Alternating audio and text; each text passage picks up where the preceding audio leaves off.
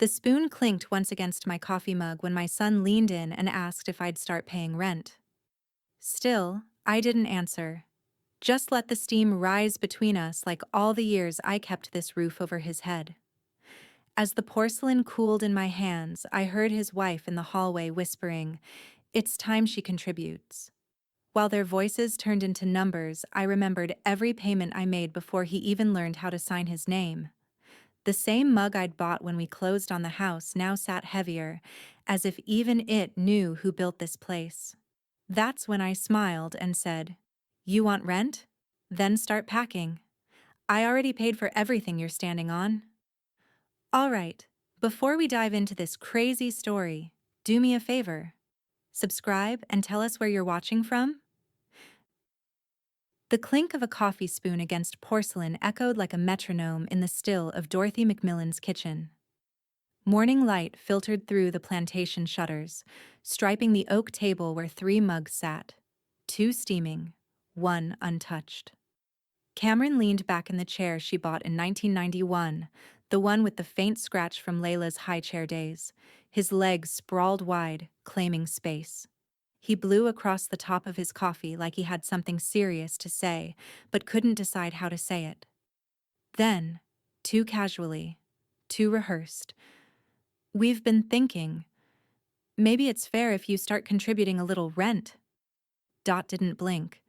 She didn't touch her coffee, didn't ask what, or why, or, "Are you out of your damn mind?"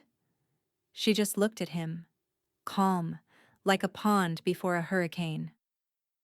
Melody was perched on the edge of the seat next to him, chin tilted sweetly, hands folded like a pageant queen at a press conference. "Just to help offset costs," she chirped. "You know, groceries, maintenance, the Wi-Fi. Nothing personal." Dorothy's gaze didn't waver.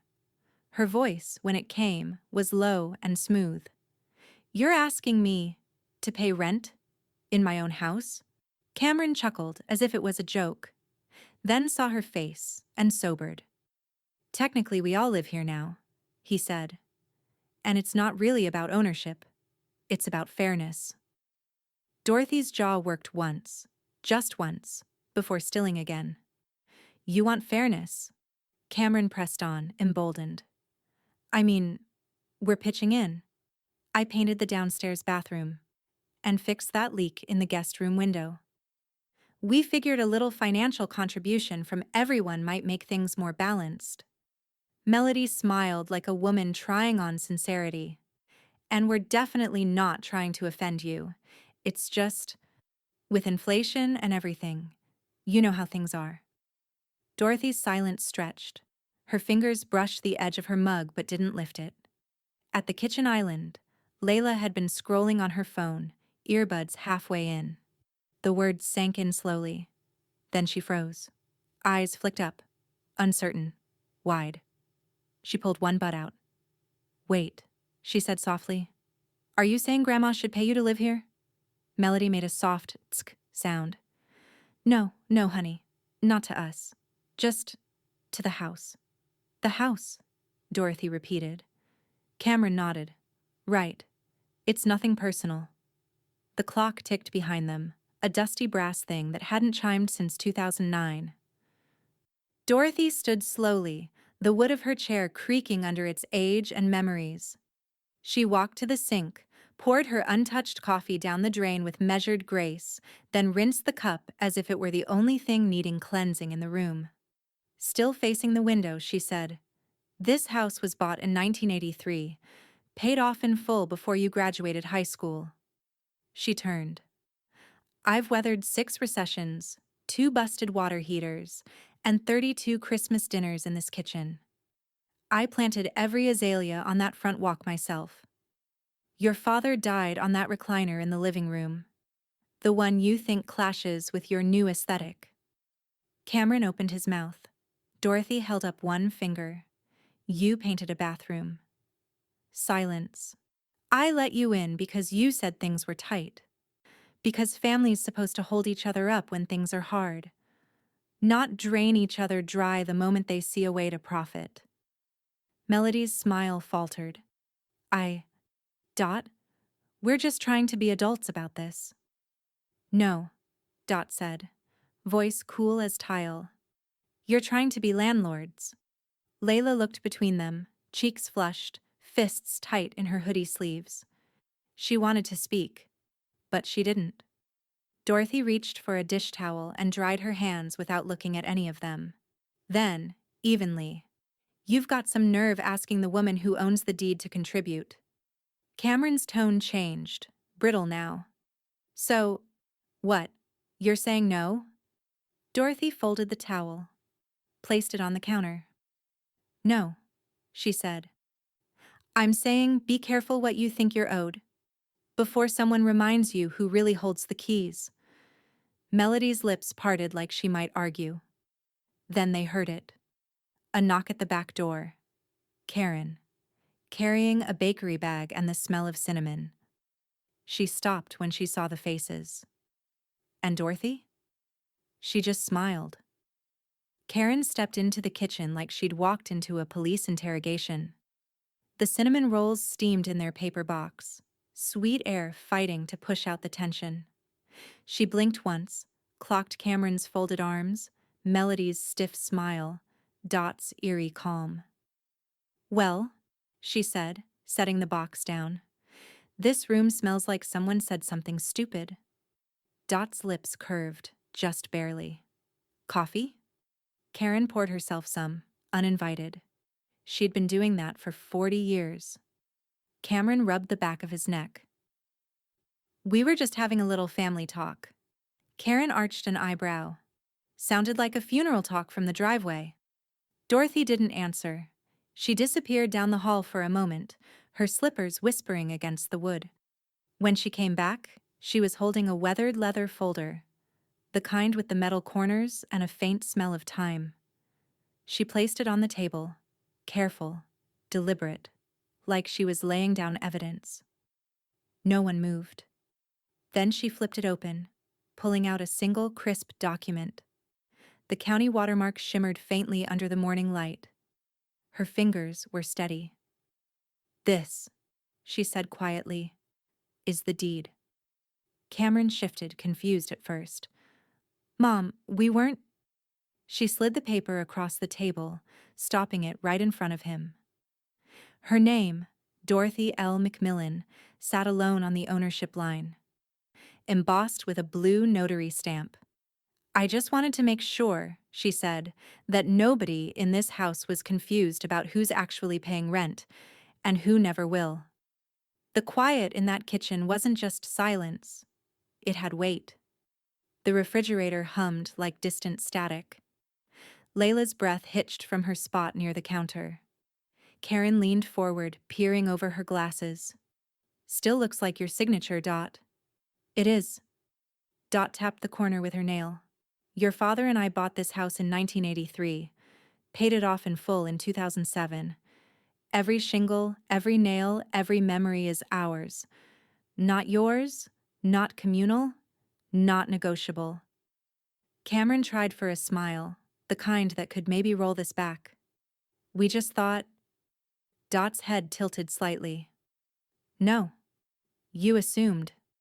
Karen bit back a grin behind her coffee mug. Melody tried to slide in, voice sugar slick. We didn't mean anything by it, Dot. We just thought since everyone lives here now, it's more communal. Communal, Dot repeated. The word tasted wrong in her mouth. Like a dormitory? Or a timeshare? Because I don't recall renting out my kitchen. Melody's cheeks colored. It's just, we handle most of the grocery runs, and Cameron fixed that window. Paid for by my Home Depot card. Dot interrupted, voice still calm. Melody blinked. Oh. Well, yes, but... Dot leaned forward, elbows on the table. Her eyes were clear, bright. Almost too bright. I keep receipts. Would you like me to show them next? Cameron's jaw tightened. You don't have to make this a whole thing. It is a thing, Karen said, breaking in, tone dry. It's a house deed thing, hard to get more official. Layla looked down at her hands. thumbs worrying a thread loose from her hoodie. She didn't look up when she said softly, "Grandma doesn't make scenes. She makes statements." Dot turned to her granddaughter and something softened in her face. "That's exactly right, sweetheart." Melody reached for her mug, but her hands were trembling just enough to clink against the handle. "Well," she said tightly, "maybe this all got lost in translation. We just want to make sure everyone's contributing, that's all." Dot closed the folder and laid her palm flat on top of it. "Then let's be clear. I contribute by owning this roof. You contribute by remembering that." Cameron looked like he might argue again, mouth half open, eyes darting between his wife and mother. But Karen's low chuckle stopped him cold. "You two ever play poker?" Karen said. "Because Dorothy here just laid down the deed, and you're bluffing with a pair of napkins." Dot pushed back her chair. The old wood moaned under her weight. "I think this conversation's done." But as she turned toward the sink, she caught the reflection of Melody's glare in the kitchen window, quick, sharp, resentful. The kind that didn't fade when the talking stopped. Dot's fingers tightened around the folder's spine.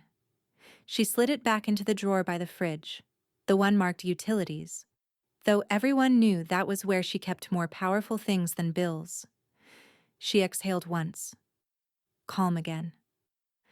Outside, a breeze rattled the azaleas by the porch. The same flowers she'd planted when Cameron was 5. Their roots still held. Inside, the air was colder. Karen glanced at her old friend. "You thinking what I'm thinking?" Dot gave a faint, dangerous smile. "Oh, I'm way past thinking." By the next morning, the house had that uneasy quiet that follows a storm no one admits happened. The air smelled faintly of lemon polish and restraint. Dorothy sat at the dining table with a cup of tea and the leather folder again, this time opened wider, papers spread like old maps across the wood. The pages whispered when she touched them. Tax records, insurance updates, a folder marked Estate Planning, 2011. It had been untouched for more than a decade, back when her husband was still alive and Cameron still returned her calls without sighing first. Karen came in through the side door, the one she never knocked on. She carried a manila envelope under her arm, and that look she got when she smelled an opportunity for a little justice. "I brought copies of the HOA bylaws," Karen said. "Figured you might want some bedtime reading?" Dot looked up. "I might need a stronger light." Karen glanced at the papers spread before her friend. "You're dusting off the old trust file." "I am." A pause. "You serious this time?" Dot's hand hovered above a half-signed page, pen trembling just a little. "When he asked me for rent," she said softly, "I felt something I haven't felt in a long time. Cold. Clear." Karen set the envelope down and pulled up a chair. "Want to play defense or offense?" Dot's eyes sharpened, that glint that always meant she was done being underestimated. "Both." She reached for her phone, scrolling until she found the number she hadn't dialed in years. It still sat in her contacts as Barry Dalton, real estate attorney. She hesitated a second, then pressed call. 2 rings. "Dorothy McMillan," came the voice, warm and steady as oak. "Haven't heard that name on my caller ID in too long." "Barry," she said. "It's time." A soft chuckle. "Time for what?" "To put my house, my duplex, and what's left of my peace of mind somewhere safe, where entitlement can't reach it." Barry's tone changed instantly, businesslike but gentle. "I'll draw up the trust papers again. Same parameters?" "Not exactly," she said. "This time, I'm not leaving the door unlocked." Karen grinned. "I'll make coffee. Sounds like we're lawyering up." Across the hall, muffled voices filtered from the living room. Melody and Cameron sat on the couch, whispering sharp little sentences that bled through the drywall. Melody's voice carried a brittle edge. "She humiliated you, Cam, in front of your own daughter. Do you want Layla thinking she can talk to you like that someday?" It's Mom's house, he muttered. What do you expect me to do? Melody's phone chimed. She stared at it a moment, then her face shifted into something composed. Online composure. Curated and cold. Fine, she said. If she wants to play power games, we'll play optics. Her thumbs moved quickly across the screen. A post went up on her feed within minutes. A photo of a cozy corner in the house. Captioned in soft cursive. Living with elders is a spiritual test and a financial one. Some of us are just trying to bring balance and respect into shared spaces. The hashtags glimmered beneath it like bait. Family challenges, boundaries, gratitude, and growth. It took less than an hour for Layla to see it. She was at her friend's kitchen counter doing homework when it popped up. Her stomach twisted. The comments, half sympathetic, half smug, made her feel like someone had dragged their private life into public daylight. She took a screenshot, then another, just in case. Her thumbs hesitated over the keyboard, then she typed, "Grandma should see this." At home, Dorothy's phone buzzed. She lifted it, squinting at the screen. The image loaded slowly. Melody's filtered smile, her self-righteous tone painted as benevolence. Karen peered over her shoulder. She really posted that? Dot's expression didn't change, but something behind her eyes did. A tightening, like the moment before a wire snaps. She wants balance, Dot said softly. Let's give her some. Karen smirked. I'll get the lemon bars, you get the lawyer. That night, the house felt different. Cameron and Melody's laughter from the den sounded hollow. Rehearsed. Layla's door was closed, her headphones on. The only light came from the dining table, where Dot sat signing the first of many documents Barry had emailed her. Outside, the streetlights hummed over the quiet cul-de-sac, unaware that inside, the balance of power was shifting in slow, deliberate ink strokes. When she finished the last signature, she capped her pen, exhaled, and whispered to the empty room. Fairness, you said. Let's see how fair looks on paper. She slid the signed draft back into the leather folder, the same one Cameron had mistaken for something harmless, and pressed it closed like sealing a vault. Her phone buzzed again. A message from Barry. Draft received. We'll finalize this week. Dot smiled faintly. Perfect. Then another buzz. A message from Layla. Just 3 words and the attached screenshot. She's at it again.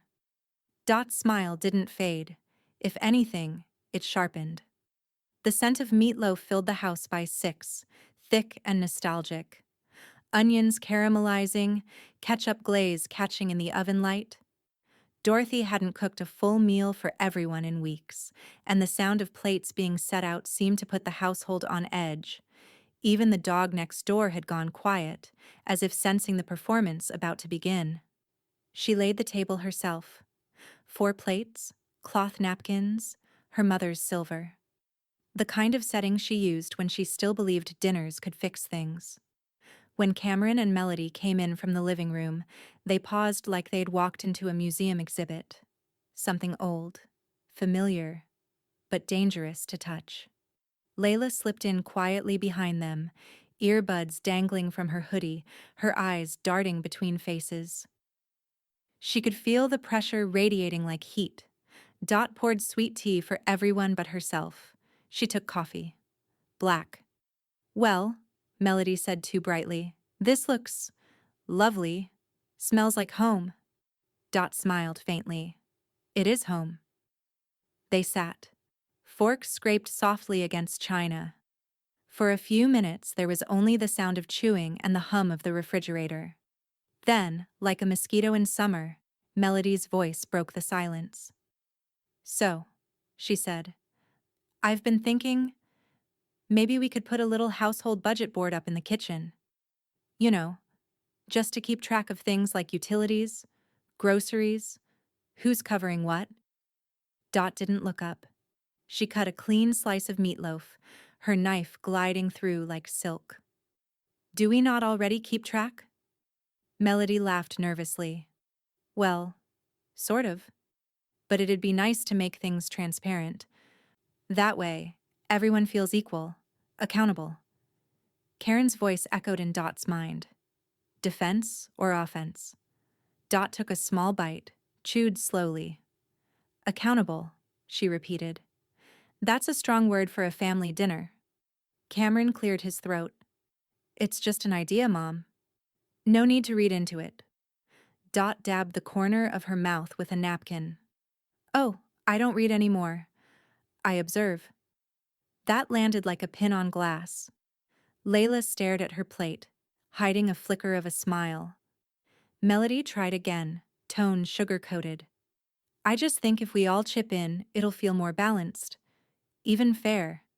Maybe we could even list things like repairs, projects.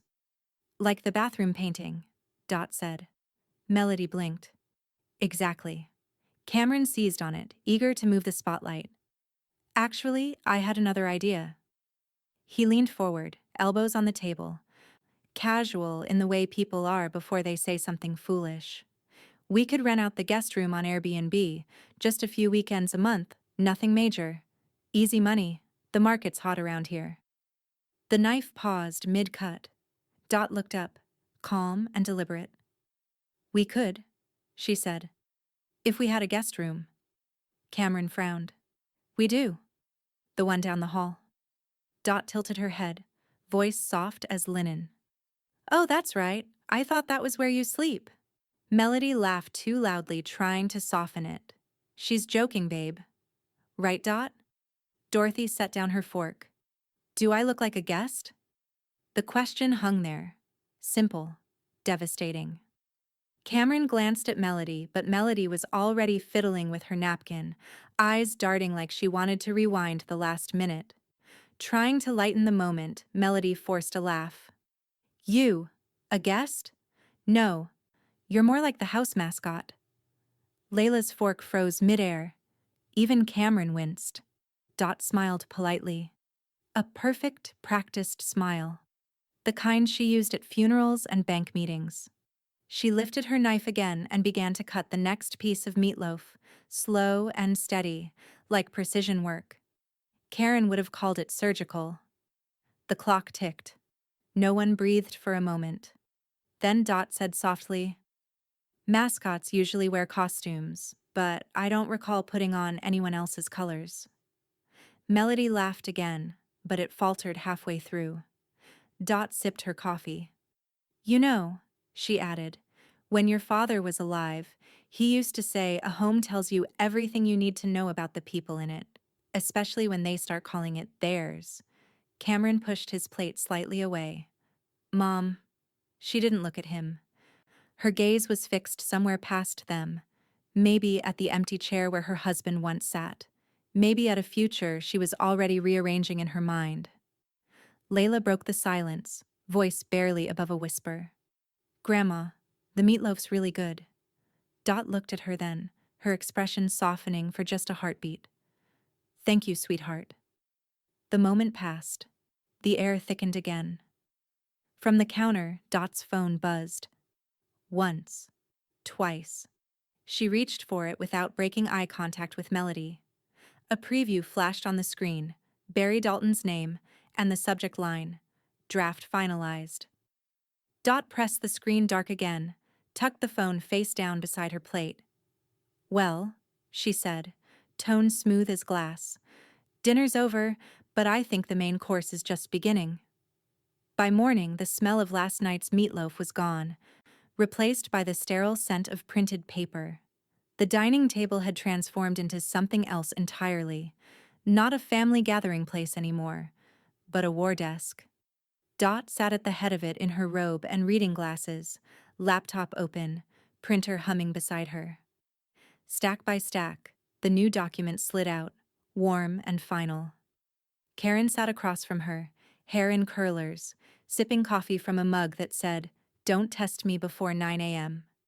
Barry Dalton's voice crackled softly over the speakerphone. Everything's finalized. I can file the trust today if you want it active immediately. Dot took a slow sip of coffee, her reflection steady in the black surface. Run it by me again. Barry cleared his throat. Both properties, your primary residence and the duplex, are now placed in an irrevocable living trust. They can't be transferred, sold, or mortgaged without the trustee's approval. You'll retain lifetime control. Karen grinned. And when you go, they can't wiggle their greedy fingers into it. Dot smiled faintly. That's the idea. Barry continued. You've designated Layla as the sole beneficiary. Karen Trott as interim trustee until Layla reaches 25. All income and maintenance funds tied to the trust will funnel through the estate account we've created. Dot nodded once. Calm, certain. Good. And the clause? Barry hesitated. I've never written one quite like it before. Karen leaned forward, eyes gleaming. Oh, read it out loud. I love this part. Barry obliged. In the event of documented verbal, emotional, or financial mistreatment toward Dorothy L. McMillan by any named relative, said relative's inheritance rights shall be considered forfeit in perpetuity. He paused. Or, as you called it, Dorothy, the disrespect clause. Dot allowed herself a small laugh, quiet and sharp. Long overdue. Karen clapped once, softly. You're not just closing the door, Dot. You're locking it, bolting it, and hanging a beware of owner sign. Barry chuckled. One question, though. You want this filed publicly or quietly? I can keep it sealed until... Dot interrupted. Let's let them speak freely. Then I'll file. The silence that followed wasn't hesitation. It was respect. Barry knew that tone. It was the same voice Dorothy had used years ago when she and her late husband signed their mortgage, when she'd first decided to stop being afraid of paperwork. Karen reached across the table and patted her hand. They'll never see it coming. Dot's eyes softened. That's the point. Later that afternoon, the house buzzed with the illusion of normalcy. Melody was on her phone in the living room, laughing too loudly at something that wasn't funny. Cameron clattered around in the garage, avoiding everyone. Layla sat on the back steps, homework balanced on her knees, pretending to read, while watching her grandmother through the kitchen window. Dot was at the counter, printing the final notarized copy, the edges of the paper curling under the heat. She slipped it into a manila envelope and sealed it with a slow press of her thumb. Her name on the return address looked heavier now, like it carried its own gravity. Grandma. Layla's voice came softly from the door. What's all that? Dot turned. Just housework, sweetheart. The kind that lasts longer than the laundry. Layla nodded, but she looked unconvinced.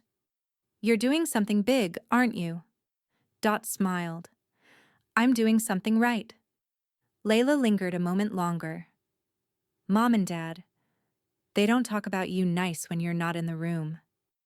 I know, Dot said gently, but someday you'll understand that silence is the best audience.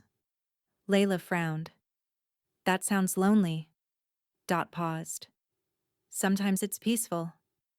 Evening came with the faint sound of crickets and the glow of street lamps stretching across the porch.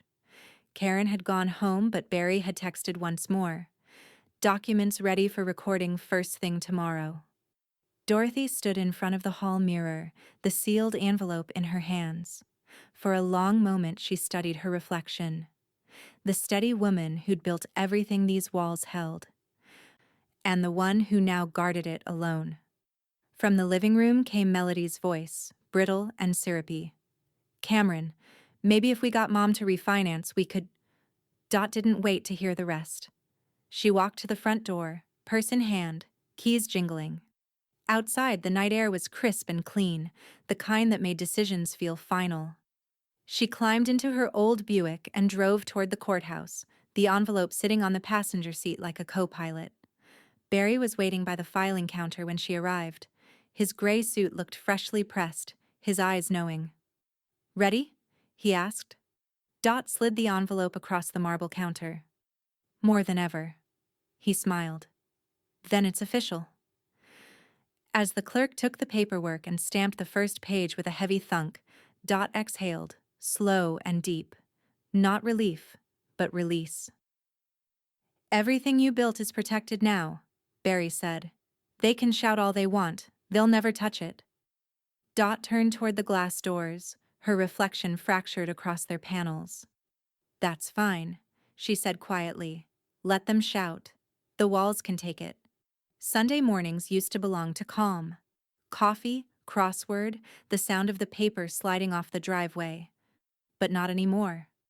Dorothy sat at the breakfast bar, glasses low on her nose, scrolling through her banking app. She checked it daily now, not out of paranoia, but habit. Since filing the trust, she'd started treating her accounts like an officer checks weapons before battle.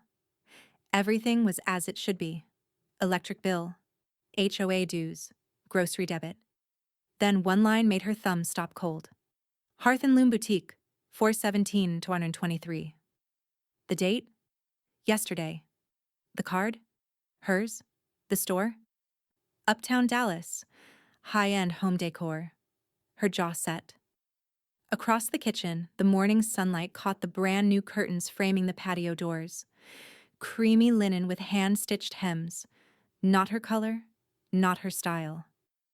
Dot's hand tightened around the phone. Right on cue, Karen let herself in through the side door, carrying 2 coffees and gossip.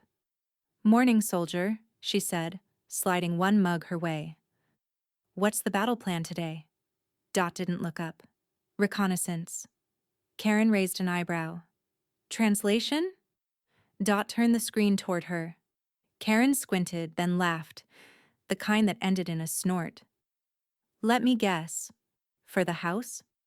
Dot's lips curved, but it wasn't amusement. "That's what I'm about to confirm." In the living room, Melody was fluffing throw pillows like she was staging a magazine shoot. Cameron was scrolling his phone, pretending not to notice.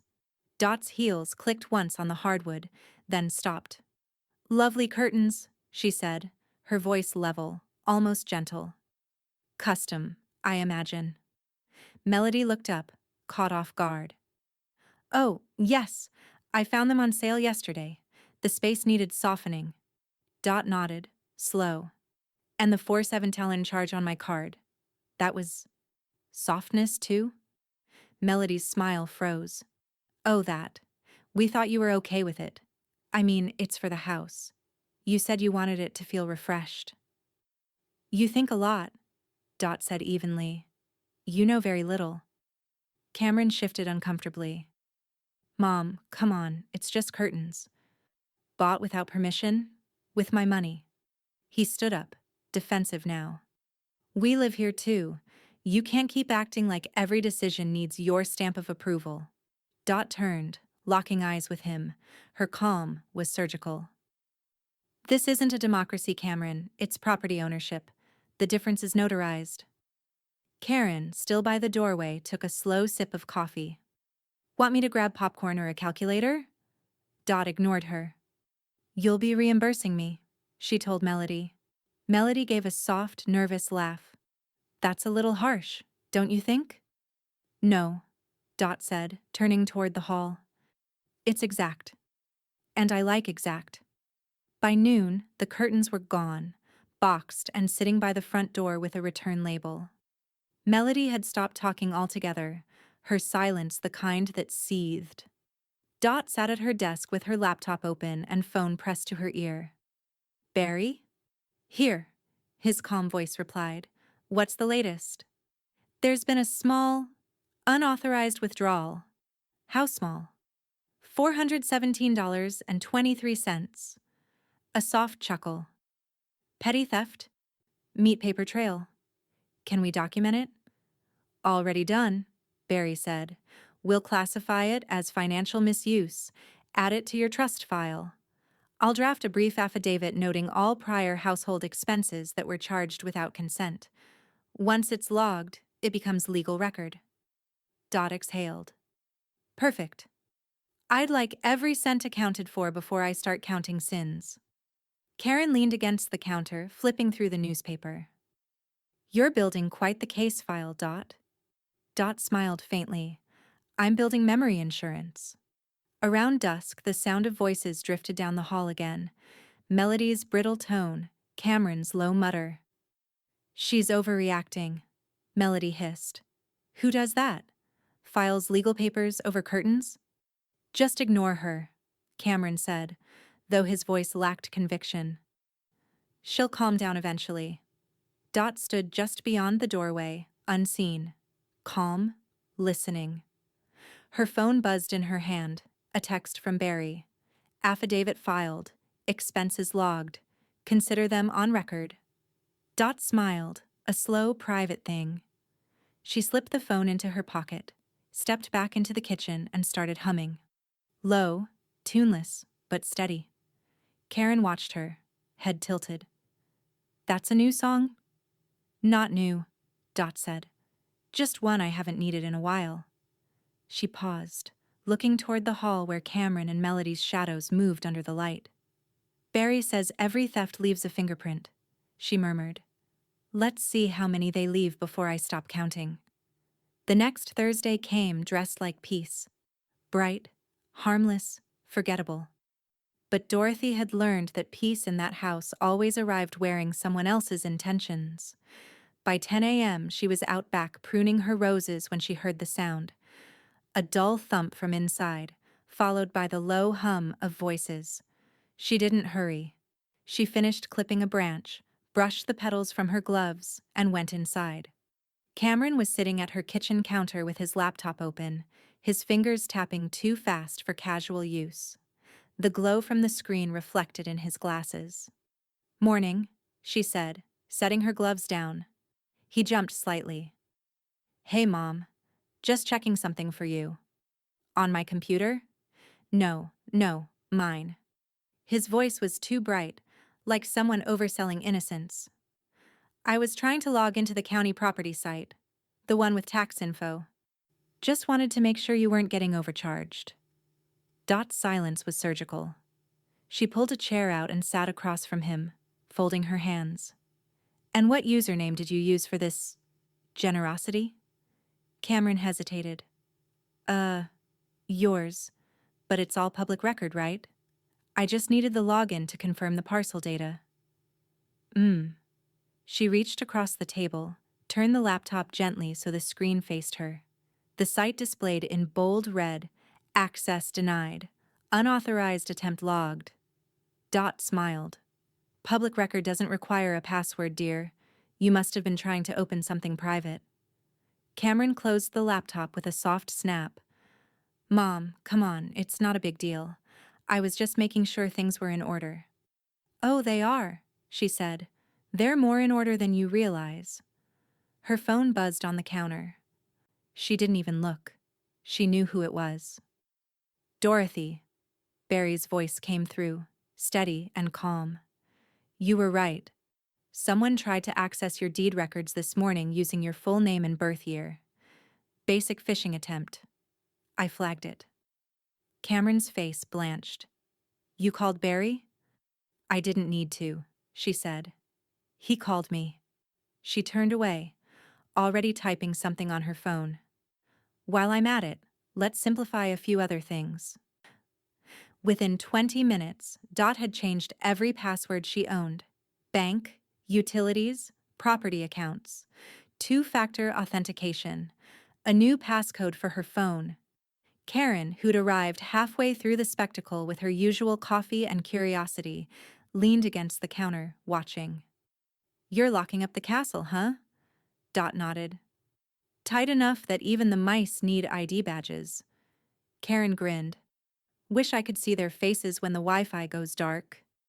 That, as it turned out, didn't take long. At noon, a shout came from the living room. Mom, internet's out. Dot didn't answer. She was on hold with the gas company. Cameron appeared in the doorway, frustration written across his face. Did you forget to pay the bill or something? No, she said pleasantly. I transferred the account. To who? To you. What? She looked up. Perfectly calm. You live here. You use it. You pay for it. Seems fair. He blinked. That's ridiculous. She tilted her head. Isn't fairness what you wanted? Balance, I think you called it. He opened his mouth, then closed it again. Before he could recover, Melody's voice joined in from down the hall. Cameron, there's no hot water. What's going on? Dot turned her attention back to her tea, stirring slowly. I'll let you explain. Karen bit her lip to keep from laughing. You really are exact. Dot nodded once. Dramatic is loud, exact is silent, and permanent. By evening, the air in the house was different, thinner, tense, the kind of quiet that comes right before a door slams or a realization sinks too deep to pull back from. Melody avoided Dot entirely.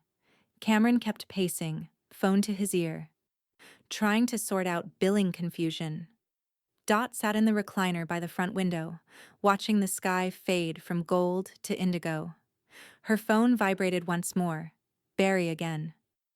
Everything secure? He asked. Everything, she said. Utilities, bank, portals. I left them with just enough to notice what they lost. Want me to document this? Of course, she said. Every access attempt leaves a shadow.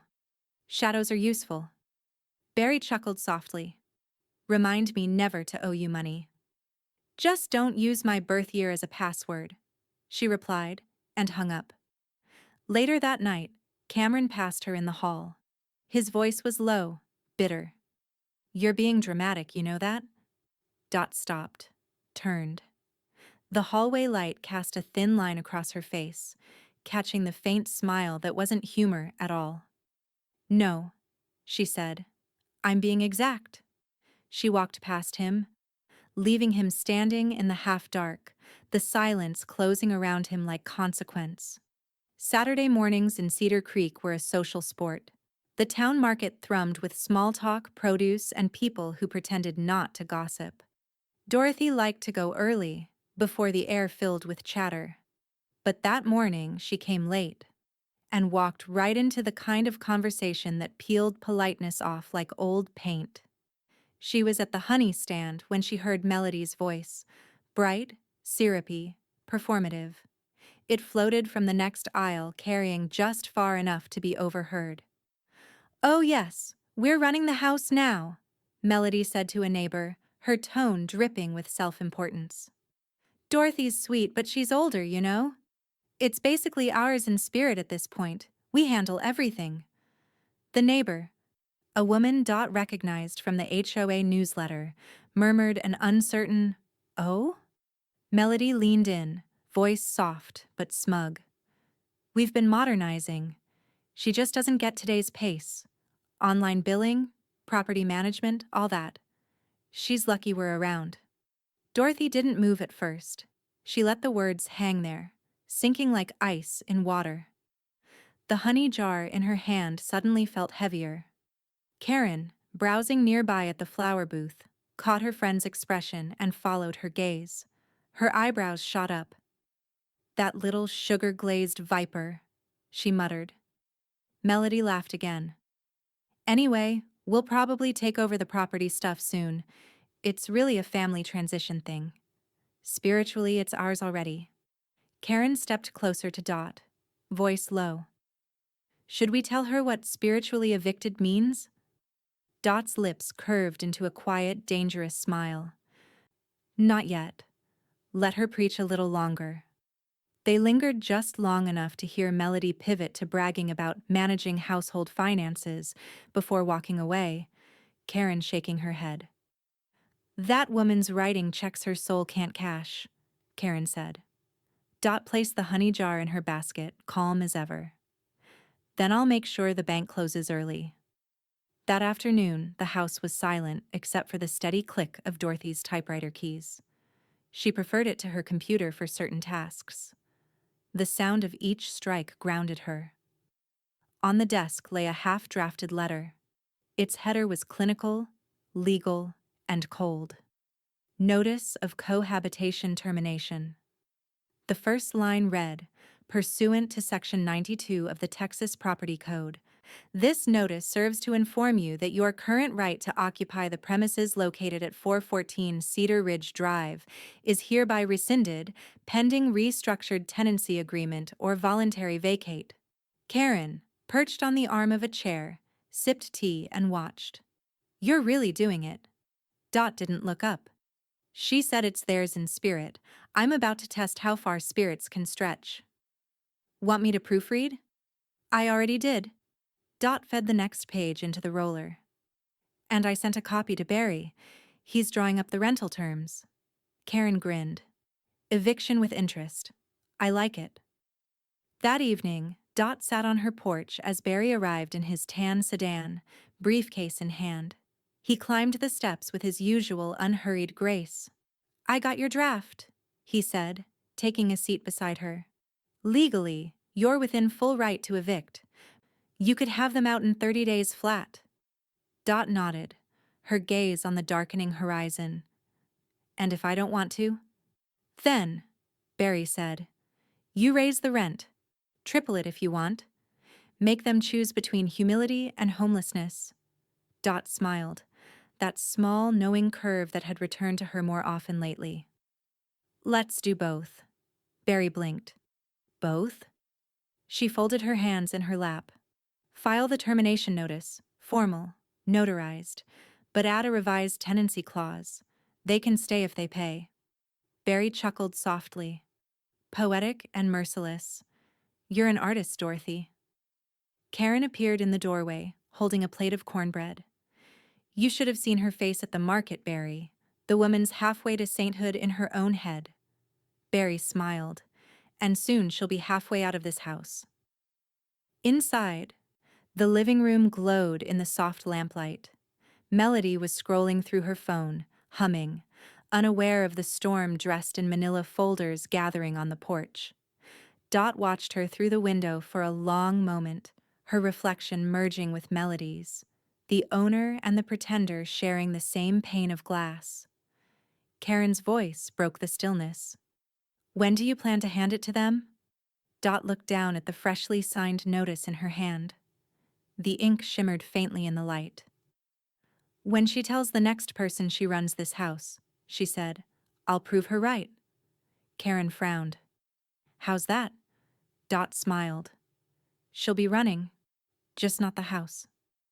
The house hummed with a peculiar kind of quiet that only came when you knew a storm was forming, not with the violent flash of thunder, but with the thick, still air that held a breath back, waiting.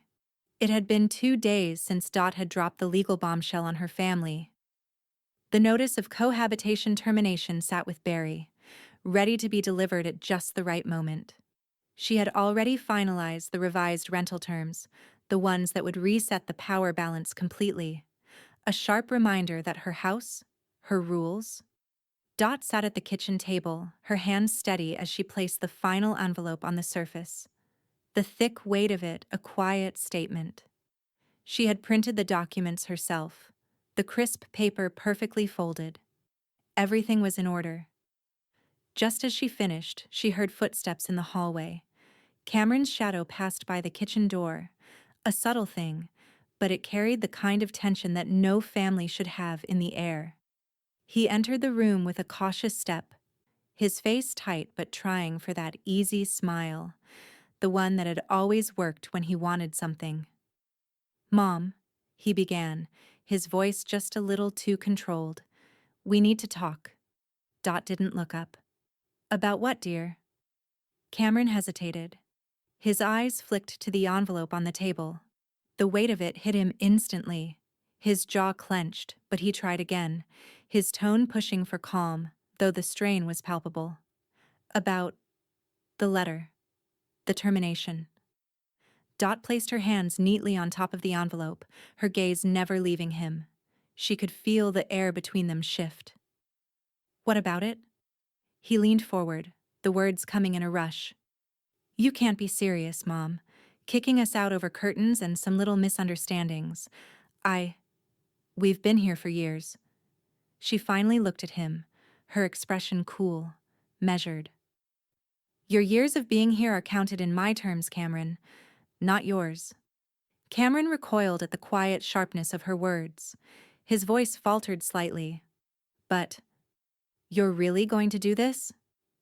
I just did, she said softly.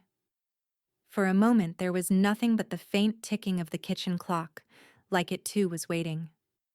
Melody appeared in the doorway, the clink of her heels louder than usual, announcing her entry like it was her stage. She looked from Dot to Cameron, her gaze darkening. You're kicking out your own son? Dot didn't flinch. No, Melody. I'm correcting a math error. Melody blinked, a sharp laugh escaping her lips, but it sounded empty. What the hell does that mean? Dot reached for the envelope, pushing it across the table toward her. It means I'm giving you both a choice.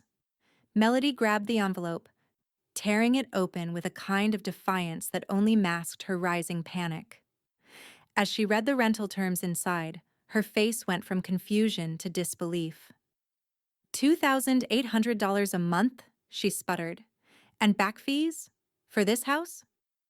Dot nodded. Backdated. You have 15 days to pay in full.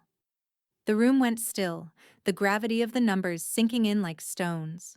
Cameron's hands curled into fists at his sides, his chest rising with the weight of his emotions.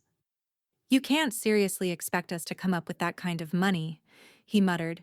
You're bleeding us dry over a mistake, a misunderstanding. Is that what you call it? Dot said, her tone a little colder now. A misunderstanding? I've had misunderstandings with people before. Not with family. She paused. The alternative, of course, is to vacate the premises in 30 days. No questions asked. Cameron's face twisted in disbelief. You wouldn't. Dot didn't flinch. I just did. Melody's hand trembled as she pushed the papers back toward Dot, her voice rising now, losing the veneer of calm. You're kicking us out. Over nothing. Dot stood slowly, her movements deliberate. No, Melody. I'm giving you a lesson in respect. The house might be yours in your spirit, but the deed says otherwise. Cameron's breath came in short bursts. I won't pay this, he spat. I'll fight you for this, Mom. Dot's eyes narrowed just slightly, her voice a whisper. You already are. She turned toward the door, her back straight, every movement composed. I'll give you 30 days. After that, you'll have no choice but to pay. Or pack. The silence that followed was thick, loaded with an unseen force. Melody stood there, the envelope clutched in her hand, her eyes following Dot as she left the room. Cameron remained rooted, staring at the papers with a kind of disbelief, his hands trembling. For a moment it seemed like the house itself was holding its breath, the quiet before the storm that would shake their world apart. Dot's calm exterior had shifted from the calculated to the absolute, the ironclad reality that she had taken everything from them but the illusion of control. And now that illusion was being pried open, one legal document at a time.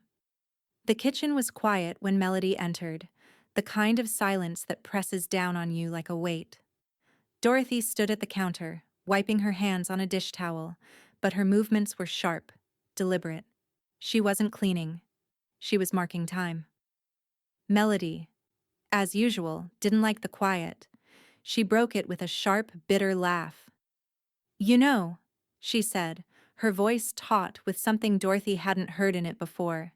This house needs younger energy. It's stuck in the past. Dorothy didn't respond at first. She simply finished drying the last dish, as though Melody hadn't spoken. When she turned, she was holding the deed. It was now laminated, a hard, unyielding rectangle of power in her hands. Melody's eyes locked on it instantly. What's that? Your future, Dorothy said coolly, crossing to the fridge. She placed it on the side, the sound of the magnet snapping against the metal more final than it should have been. Melody's smile was tight, brittle. You really think this changes anything? This place isn't worth much. Not anymore. It's just... And who exactly do you think pays the property insurance? Dot interrupted. Melody's smile faltered, but she quickly recovered. We take care of you, don't we? Dot's expression hardened, and she leaned in, her voice low, deliberate. You take care of me? Funny, I haven't seen any checks for rent or utilities from you. Funny how you've made yourself so at home without pulling your weight. Melody scoffed, shaking her head. This is ridiculous, Dot. You're making this about money. Making it about money? Dorothy's eyes flashed, the weight of the question sinking into the room like a stone dropped into still water. No, Melody, I'm making it about control. The quiet between them deepened, thickened. Melody took a step forward, then another, her mouth opening as though to say something, but the words tangled. She was cornered now. You're wrong, she finally spat. You can't just change everything. We're family. You can't throw us out like this. Dot folded her arms across her chest. Family, huh? She paused. You're right. Family is supposed to work together. So why is it I'm the only one paying the mortgage? Melody's face twisted with anger. You think you're doing me a favor by making me feel like a damn tenant? Dot didn't flinch. She remained perfectly still. I think you've spent too much time thinking you own what you don't. What you take care of is a lot less than you think. A silence stretched between them like a long road. Melody opened her mouth, then closed it again. The words stuck. And in that pause, something shifted. Dorothy wasn't simply fighting for control of a house. She was fighting for respect, the one thing she had been too quiet about giving for too long. Well, you know what? Melody said, her voice sharp as a knife's edge. If you think I'm going to bend over backwards for this place, you're crazy. Dot's gaze was steady. I think you've already bent enough. For a moment, neither moved. The space between them was thick with the weight of unspoken things. Melody's face flushed with rage, but she turned and stormed out of the kitchen, muttering under her breath. Dorothy didn't watch her go. She remained in the same place, her body still as stone. As Melody's footsteps faded down the hallway, Dorothy heard a door slam. She took a breath, slow and controlled, before pulling her phone from her pocket. It vibrated once, a quiet hum, a message from Layla. I'm proud of you. Dot smiled softly, reading the words over and over. Layla's quiet support was the only thing that felt truly real anymore, the only thing that mattered. She didn't need to respond.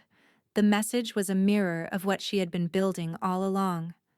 A legacy of respect, of boundaries, of reclaiming what was rightfully hers. As she set the phone down, the door to the kitchen opened again, Layla quietly stepping inside. Grandma, she said, her voice hesitant. Is everything okay? Dot met her eyes, smiling gently. It will be. It's going to be. Layla nodded, as if understanding everything that wasn't being said. She paused a moment longer before sitting at the table, her fingers tracing the edge of the laminated deed on the fridge. There was no need to say more. The walls, the foundation, the trust.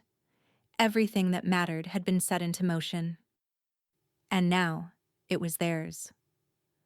The late afternoon light poured through the kitchen window, casting long shadows across the table. Dorothy sat at her laptop, the room filled with the quiet hum of the house, as steady and cold as the resolve settling in her chest. She typed with a calmness that surprised even her, each word solidifying the course she had set, one she knew could not be undone. The ad was simple, clean, professional. Quiet tenant needed. Upper floor suite available. Lease begins in 30 days. She added the standard details. Price, utilities included, pet policy. But the final sentence carried a finality that seemed to echo in the stillness of the room. Serious inquiries only. Dot paused, scanning the ad once more. A quiet, deliberate smile curled at the edge of her lips.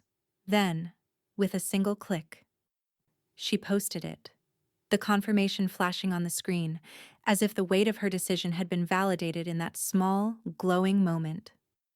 The kitchen door opened and Karen entered, her brow raised in a familiar question. "Everything ready for the showing tomorrow?" she asked, her voice light but knowing. Dot nodded. "It's set." "Are you sure about this?" Karen asked, her tone a mixture of amusement and curiosity. "I mean, they're really going to see someone else moving in? That's ballsy." Dot didn't hesitate. "The house is mine, Karen. It's always been mine. It's time to let them know the difference between living here and owning it." Karen chuckled softly, glancing at the kitchen table where the deed now rested. "You're doing it, huh? This is the final nail?" Dot's gaze hardened, but her smile remained. Tight. Controlled. "I'll make sure they understand what quiet means." That evening, as the shadows deepened and the house settled into the kind of silence that felt too thick to breathe through, Melody stormed into the kitchen. The air was still, but there was a crackling energy to her movements, as if the weight of her silence had finally snapped. "What is this?" she demanded, throwing her phone down on the table. The screen lit up, displaying the landlord app with Dot's newly posted listing. Dot didn't flinch, when Melody's eyes blazed with frustration, the same fire that had once burned with entitlement. "It's an ad for the guest suite," Dot replied evenly. "We need a quiet tenant, someone who understands the boundaries." Melody's face twisted in disbelief. "This is some kind of threat, isn't it?" "You think you can just—" "No," Dot interrupted, her voice smooth and calm. "It's not a threat. It's a timeline." Melody's hands shook slightly, but she fought to maintain control. "You can't kick us out like this, Dot. We're family." Dot's gaze didn't waver. "You've had years to get things right. I gave you more time than you ever deserved. Now, I want quiet." Cameron appeared in the doorway, his face pale, his eyes desperate. "Mom, please. We're trying. Just give us more time. We'll fix everything." Dot's eyes flicked to him, and for a moment there was something like regret in her gaze, but only for a moment. "You had years," she said, her voice hardening. "I want quiet now." The next morning, Karen arrived early. Dot met her outside, the cool morning air cutting through the stillness. "The tenant's coming by at 11, Karen said, checking her watch. "You sure you want to do this?" Dot nodded. "The house needs a tenant who respects the space." She glanced toward the upper floor window, the curtains drawn, the silence inside waiting for someone else to occupy it. The doorbell rang at exactly 10:55, sharp and punctual. Karen opened the door to a woman in her late 20s, dressed neatly with a firm handshake and an easy smile. "Hello, I'm Clara. I saw your ad." She stepped inside, her gaze flicking around, surveying the space with the kind of casual interest that came with years of moving and renting. Dot joined them in the entryway, giving Clara a nod. "Come in. Let's show you around." As they ascended the stairs, Karen followed behind, already pulling out a clipboard with the leasing terms. Clara asked questions about utilities, about quiet hours, about the neighborhood. Everything was standard, everything calm. But as Dot led Clara into the guest suite, the room with the large bay window overlooking the quiet street, she felt the weight of her decision settle in. This room, this house, was no longer about Melody and Cameron. It was about a new start. The showing lasted 20 minutes. Clara seemed pleased, nodding at the space, agreeing to the lease terms. As they finished up, Clara smiled brightly. "I'll take it. I'll drop off the security deposit this afternoon. Is there anything else I need to sign?" Karen handed her the agreement. "We'll get it all squared away. Welcome to your new home." Clara's eyes flicked to Dot, who nodded. "It's all yours now." Dot watched Clara leave, her footsteps light on the porch steps. The woman would be in soon enough. Melody and Cameron still hadn't realized what was happening, but soon they would. The door creaked open behind her, and Layla stepped in quietly, her expression uncertain. "Grandma," she said softly. "Is everything okay?" Dot turned, her heart softening at the sight of her granddaughter. She smiled, the calm still in her eyes. "It will be, sweetheart. It's going to be." Layla nodded slowly, as if understanding everything unspoken. She stepped forward, glancing at the now empty guest suite door. "You're really doing this, aren't you?" Dot simply nodded, knowing Layla understood better than anyone else. It was no longer about just evicting Melody and Cameron. It was about reclaiming everything that was always hers. And in doing so, it would finally bring peace. The house was full of the sounds of movement. Boxes shuffled across the floor, tape ripped from dispensers, the quiet murmur of voices that didn't reach the kitchen. Dot didn't need to go into the living room. She could hear everything from the far end of the hallway, the dull scrape of cardboard on wood, the soft thud of a chair being overturned. The absence of arguments, the lack of shouting, was the most telling. It was as if, in that moment, they both knew this was inevitable. She'd expected more resistance, more anger. But instead, Melody and Cameron packed in silence. No speeches, no accusations. Just the slow, deliberate noise of their lives being boxed up. Perhaps it was exhaustion. Or maybe they'd just known, deep down, that it was already too late. Dorothy sat at the kitchen table, her fingers lightly tracing the edge of her coffee mug. Her roses needed tending, she thought absently. She could hear Layla's footsteps behind her, the soft scuff of sneakers on the hardwood. The door opened behind her. "Grandma?" Layla's voice was quiet, the kind of soft inquiry that came with a weight of understanding. "Are they really leaving?" Dot nodded, not turning. "They are." Layla lingered for a moment, standing at the threshold of the kitchen, watching her grandmother's hands on the table. "I don't agree with them," Layla said, her voice quiet but clear. Dot looked up then, meeting her granddaughter's eyes. There was something fragile, something uncertain in those dark eyes, but also a trace of pride, a sliver of defiance. Layla, like her grandmother, was learning how to stand alone. Dot exhaled softly. "Then don't follow them." She glanced back toward the front door. "You know what's right." For a long moment, Layla didn't speak, her lips pressed together. Her fingers twitched, unsure whether to move or stay. Then, with a quiet breath, she stepped forward and wrapped her arms around Dorothy's shoulders. The hug was small, a little hesitant, but real. "I'll come back," Layla whispered against Dot's ear. "I promise." Dot's eyes closed for a moment as she held her granddaughter, feeling the warmth and the weight of her, grounding her. "You're always welcome, sweetheart. You've never needed permission." When Layla pulled away, she gave her grandmother one last glance before turning toward the front door. Dorothy sat still for a moment longer, watching her leave, her heart heavy with an unspoken understanding. Layla would be the one to carry on. She always had been. The sound of footsteps outside came just before the slam of a car door. Melody's voice followed, shrill and tight, as if the finality of it all had become too much to bear. "Are you seriously leaving this place?" Dot heard her say to Cameron, the frustration in her voice unmistakable. "Shut up, Melody." Cameron's voice was quieter, tinged with an exhaustion that Dot recognized. "You had your chance." She didn't need to go out there, not yet. Their departure wasn't hers to witness. She had already made her peace.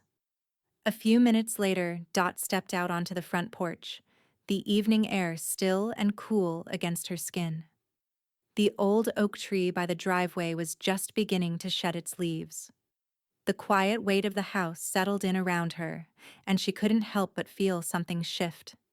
A sense of finality, but also of beginning. Through the front window, she saw them. Melody slamming the car door, her face twisted in something between disbelief and anger. Cameron avoided eye contact, his back rigid. His shoulders slumped, but it was clear he was as defeated as she had expected. His jaw clenched when he looked back toward the house, but he said nothing. There was no fight left in him. Dot remained still, watching them from a distance. The picture of what they had tried to take, the way they had tried to mold her house into something she couldn't recognize, played out before her. They were leaving, but she wasn't losing anything. A low hum of frustration followed them down the driveway, the echo of an unfinished chapter in the story of their family. But Dot knew the book wasn't over yet. It had only just turned to a new page. She stood there a moment longer, breathing in the cool air.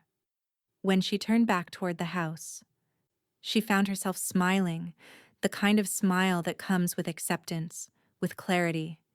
She had made her stand, and now the house, the one she had built, the one she had fought for, was hers again. Layla would come back, and the house, for all its flaws, would stay standing. A little quieter now, maybe, but stronger. Dot turned back inside, closing the door behind her. The first step in her next chapter had already been taken. The house had never been this quiet. The walls seemed to breathe, filling the empty space with a peaceful rhythm, as if it too was finding its balance again. Dorothy stood in the middle of the living room, her hands resting lightly at her sides. The furniture had been rearranged, not just moved, but thoughtfully placed. Every surface was bare except for a few choice pieces. The oversized armchair that had once been an obstacle was now tucked into the corner, angled just so. The paintings, her paintings, from the gallery show years ago, were no longer buried in the hall, but hung at eye level in the dining room, filling the space with soft color. She had become a minimalist, not out of need, but of choice. The clutter was gone. The noise of too many voices claiming too many spaces, too many hearts, had been cleared away. The old rug that had lived under the couch for 20 years was now folded and stored. The curtains, thick, heavy, and decorated in patterns she didn't remember picking, had been replaced by sheer white linen that let the light in without holding on to any of the past. Dot moved slowly through the house, her eyes following the curve of a table, the sharp angles of the new chairs. She wasn't looking for perfection. She was looking for something simpler, something that only existed when you had fought for it, something no one could take. She paused in front of the staircase, looking at the vacant upstairs hallway, at the room she had once thought she might turn into a guest room, a place for them, for Melody and Cameron, to have their space when they wanted it. Now it was empty, and the door stood open. She felt a wave of something close to satisfaction. It had always been hers. Now it would always be. At exactly 10:00 a.m., Clara, the new tenant, arrived with a smile and a briefcase. A nurse, Dot had learned in her brief conversation with Clara the day before. She was punctual, polite, and seemed a little nervous. Not the kind of tenant who would interrupt the peace that had returned. Dot opened the door, her face calm, businesslike, and gave Clara a welcoming smile. "Good morning. Ready to settle in?" Clara nodded, holding out a check. "I've got the first month's rent and deposit right here. I've read through everything, and I'm ready to get started." Dot took the check, her fingers brushing Clara's for a moment. "Good. You'll find the house quiet. I like it that way." "I'm used to quiet," Clara said, her voice warm, friendly. "I like to unwind after work, so I think it'll be a good fit." Dot nodded. "I'm sure it will be." They stood in the entryway for a moment, Clara looking around the newly arranged house. "This place is beautiful," she said, clearly impressed by the changes. "It feels peaceful." Dot smiled slightly. "That's the idea." By the afternoon, the deal was done. Clara was settled into her new suite, and Dot allowed herself a moment of reflection. She thought about the decisions she had made, the ones that had led to this moment. She had kept her promises, rebuilt her world with her own hands. Her phone buzzed. A message from Barry. The trust is finalized. Layla's education is secured. All the properties, all of it. It's all protected. Dot exhaled, closing her eyes for just a moment. A weight lifted, but it wasn't a lightness she had expected. This was a peace that came from necessity. A peace that could never have been built by anyone else. She typed a quick response.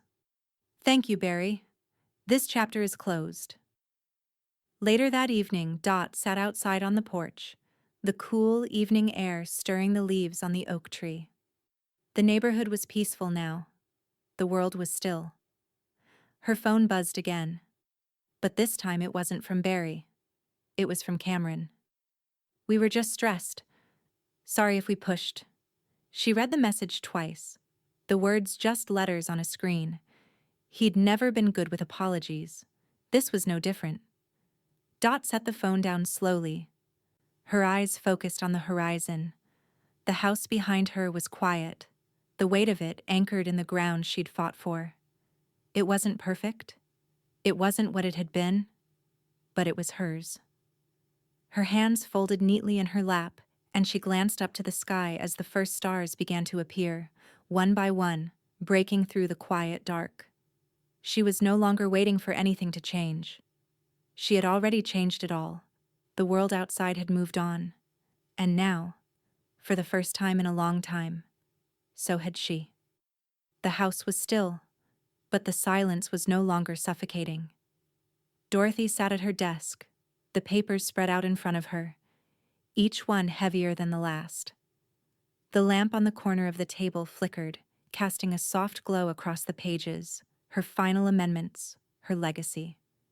She had already made the decision years ago, but today, she would sign her will, an act that felt as final as her last breath in this house.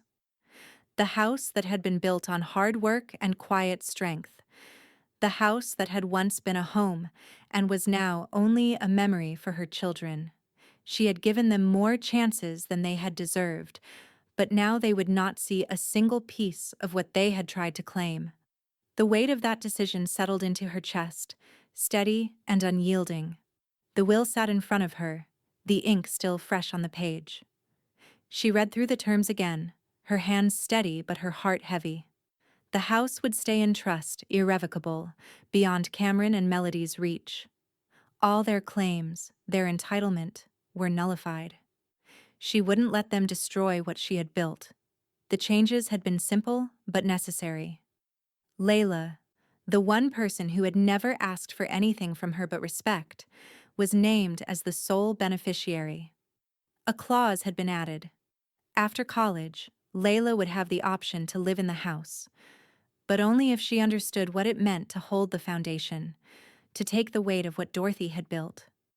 Dorothy signed the last page, feeling the cool pressure of the pen as it marked the end of one chapter and the beginning of another. She had no illusions. Cameron and Melody would never understand, but Layla, she would. Layla would know the weight of these walls. She would carry the quiet strength that had taken Dorothy a lifetime to build. As she set the pen down, there was a soft knock at the door. It was Karen, carrying a fresh pot of tea, her eyes scanning the room before they landed on the papers. Done? Karen asked, her voice quiet, knowing. She set the teapot down and took a seat across from Dorothy. Dot nodded, folding the will neatly. They treated me like furniture. I became the foundation. Karen's lips quirked into a smile. You always were the sharpest file in the drawer, Dot. No one ever saw it coming, did they? No. Dot's smile was faint, almost imperceptible. But I see it now, and that's enough.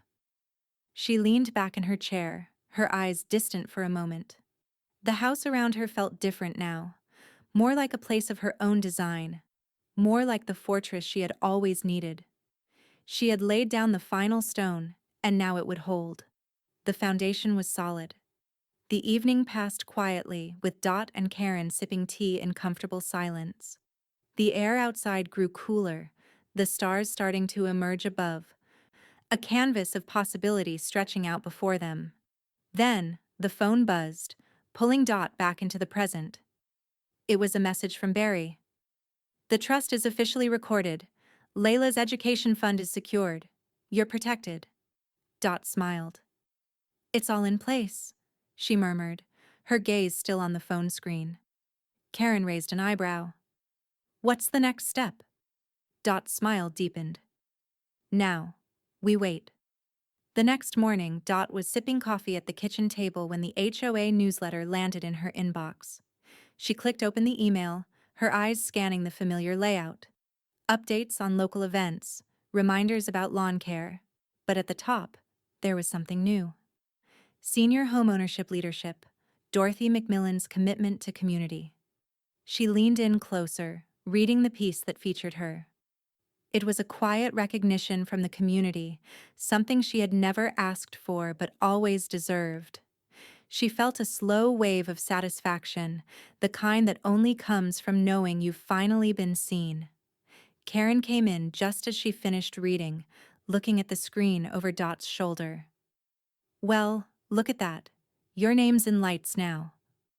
Dot didn't answer right away. She just stared at the words for a moment. "It's about time." Karen grinned, settling down at the table.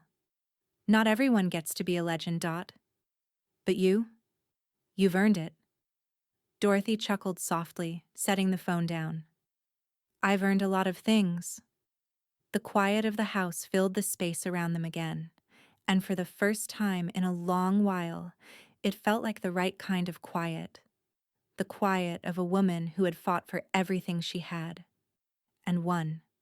As the sun set, painting the sky with hues of orange and purple, Dorothy sat back on the porch, the evening air cool against her skin.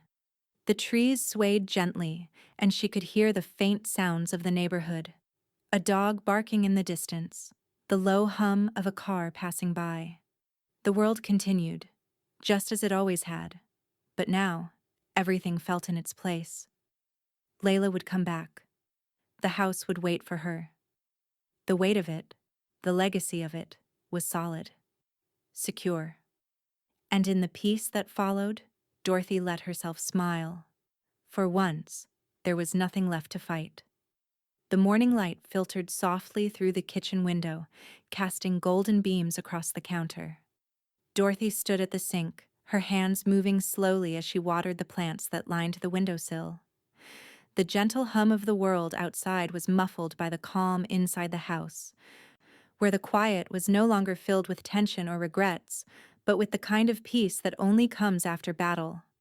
The plants, once neglected, were now thriving, a metaphor she hadn't quite recognized until now. Like her, they had been given the space to grow.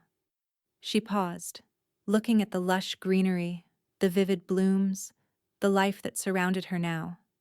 Her home, her sanctuary, had become more than a house. It was a reflection of everything she had fought for, everything she had reclaimed. She moved to the wall, her fingers brushing over the frame that held the deed. The laminated document now a permanent fixture, a quiet reminder of what had been won, her house, her rules. The house that had nearly slipped away from her grasp. It hung there proudly, right above the mantel. Dot took a moment to step back, allowing herself to feel the finality of the decision she had made. The legal battles, the heartbreak, the years of pushing back. All of it had led to this. A simple piece of paper, framed, but the weight of it was immense. It was more than a house. It was hers. And that was all that mattered. Later, as she sat at the kitchen table with her journal, Dot paused and wrote slowly. "They asked me for rent. I gave them independence. Now they have to find their own way. My way was never their way. And that's how it's supposed to be." The words felt heavy as she wrote them down, but there was a sense of closure, a sense of relief. She closed the journal and set her pen down, letting the quiet settle around her once more. A soft knock came at the door, interrupting her moment of reflection. Dot stood, her slippers shuffling against the floor, and opened it to find Layla standing there, holding a small care package wrapped in brown paper. The sight of her granddaughter brought a quiet smile to Dot's face. "Grandma," Layla said, her voice bright, but with a hint of concern in her eyes. "I thought I'd bring you something." Dot stepped aside, allowing Layla to enter. She placed the package on the table and hugged her tight. Layla had become more than family. She had become the heir to everything Dorothy had built. "I thought you could use a little something," Layla said softly, "and I wanted to say thank you." Dot pulled back slightly, giving Layla a curious look. "Thank you for what?" "For choosing yourself," Layla said, her voice low but steady. "You don't always see that, but I do. You're doing what's best for you, and that makes you strong." Dot didn't know what to say at first. She didn't need to say anything. Layla understood, and that, more than anything, was all Dorothy had ever wanted. Just as Dot sat back down, Karen arrived, as usual, unannounced, but always welcome. She had lemon bars in hand and HOA gossip on her tongue. "Did you hear?" Karen said, settling into a chair and taking a bite of one of the lemon bars. "The HOA wants to increase the fees again. Can you believe it?" Dot chuckled softly, shaking her head. "They'll never learn." Karen nodded in agreement, eyes sparkling with mischief. "But it doesn't matter, does it? You're untouchable now. This house is yours for good." Dot smiled, but there was something deeper in her eyes now. Something unshakable. "It's always been mine. Now, it's secure." Later, just as the evening began to settle in, Dot's phone buzzed again, a call from Barry. She answered, lifting the phone to her ear. "Everything's final," Barry said, his voice calm and reassuring. "The house is protected. The trust is secure. Nothing and no one can touch it now." Dot's smile softened, the weight of the years she had spent fighting to hold on to what was hers finally lifting. "Thank you, Barry. It's all in place." She paused for a moment, then added, "This chapter is closed." That night, Dot stood in front of the window again, watching the last few streaks of sunlight disappear into the horizon. The world outside had shifted, but in here, in her home, everything had fallen into place. She turned, looking around the room one last time, taking in the stillness, the peace. And then she whispered to herself, the words she hadn't said out loud for years. "My son demanded rent from me, so I looked at him and said, 'I own the house, and you want rent from me?'" And for the first time, Dot understood, truly understood, that this was her moment, her victory, her peace. No one would take this from her again.